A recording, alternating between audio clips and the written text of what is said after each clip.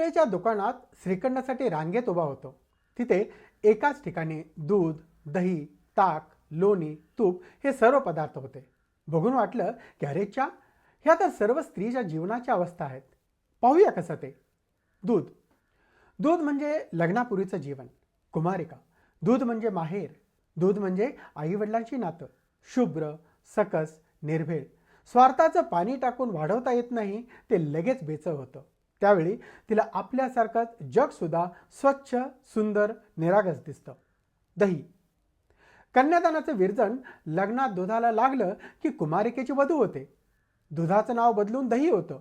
दही म्हणजे त्याच अवस्थेत थिजून घट्ट होणं. लग्नाच्या दिवशी मुलीची झालेली बायको पुढे अनेक वर्ष त्याच भूमिकेत थिजून राहते. दही म्हणजे मुलीचं आपल्या लग्नाशी असलेलं घट्ट नातं.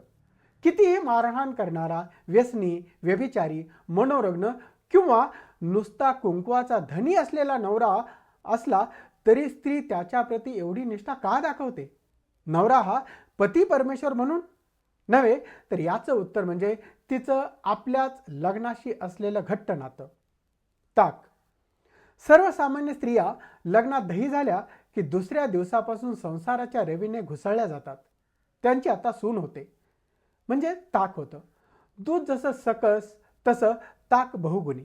बडबडणारी सासू असो वात प्रकृती किंवा खवळलेला नवरा असो पित्त प्रकृती, ताक दोघांनाही शांत करतं. यावर उत्तम उपाय असं आयुर्वेद म्हणतो. ताक म्हणजे सुनेचं सासरशी नातं. सासरी स्त्री ताकासारखी बहुगुणी असावी लागते. सगळ्या प्रश्नावर तीच उपाय.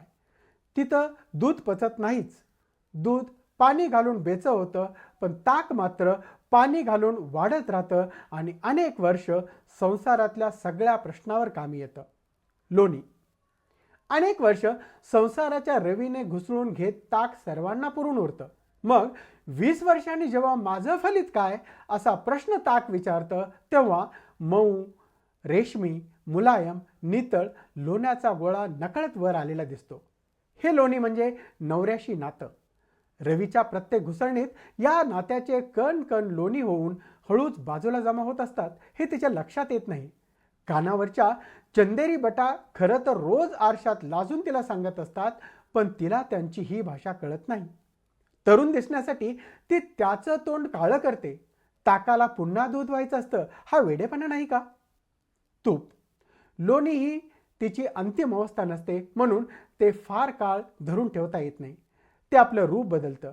नवऱ्याच्या नात्याचं प्रेम कडून ते आता घरासाठी, नातवासाठी आजीचं नवं रूप धारण करते. त्याच लोण्याचं आता कढवलेलं साजूक तूप होतं.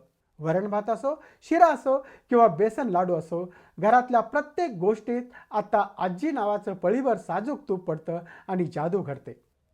देवासमोरच्या चांदीच्या छोट्या निरांजनात तुपाच्या लहानशा गोळ्यात खोचलेली वात बघितली की मला घरासाठी येता जाता हात जोडणारी चंदेरी केसांची आजी दिसते.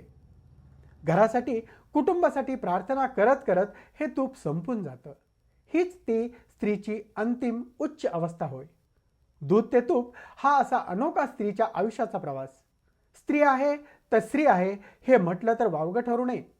असा हा स्त्रीचा संपूर्ण प्रवास, न थांबणारा, सतत धावणारा, न कावणारा, न घाबरणारा, कुटुंबासाठी झिजणारा, कुटुंबाची काळजी घेणारा.